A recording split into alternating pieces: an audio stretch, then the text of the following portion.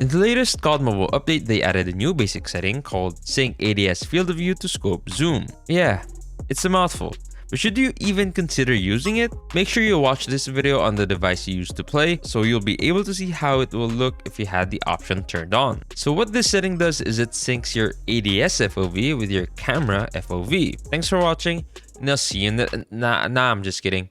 When I saw this setting, I thought to myself, I don't know how this can be useful. I'm pretty sure I won't be able to see enemies at long range. Well, instead of counting this setting out, let's see where it may help you and why you should maybe turn it on. If you've already used this, or if you are using it right now, you might have noticed things like reduced recoil, less flinch, which was an issue with some weapons like the Holger for example. Another thing you may notice is that it feels like your sensitivity is way slower than before. All these effects are only due to perspective.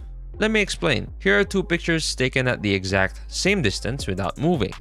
In the first picture, the enemy looks way closer and a bit farther from the center of your screen.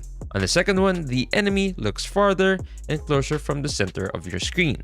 That means, if you want to flick on a target, the degree rotation you'll do with the swipe will be the same. But with the setting on, the distance in pixels will be way shorter. This is what gives you that feeling of slow sensitivity. And it's the same principle for recoil and flinch control. Low recoil and flinch, it's all because of the FOV. The higher your FOV is, the more you'll feel this effect. What if you can't really aim with the option turned on? Well, there is a way based on pixel count to convert your old sensitivity to a new one, but I highly recommend you to try as much as possible not to change your sensitivity. Although if you feel like you need to, you can check out the sensitivity calculator that Hawksnest made. It'll make your ADS sensitivity feel the same in terms of flicking and tracking, but since your sensitivity will increase by a lot, you might have a harder time adjusting your aim because you also have to consider that targets will be way smaller than before.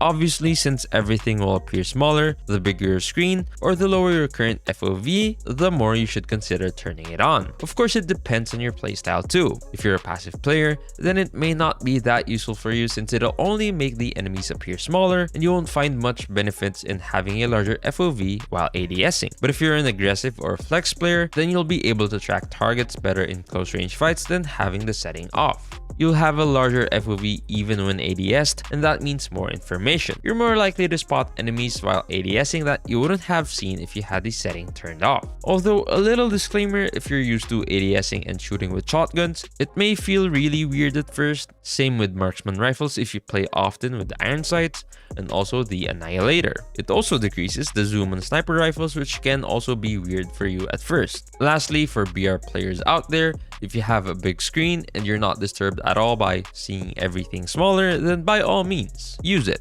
But since in BR, close range gunfires are usually hipfire spam, so it's not that important to activate it or not. What's it gonna be? On or off? Let me know down in the comments below. One of the new things they added in the game was the stim shot. Watch this video to learn the best ways to use it right here. Thanks for watching, and I'll see you on the next one.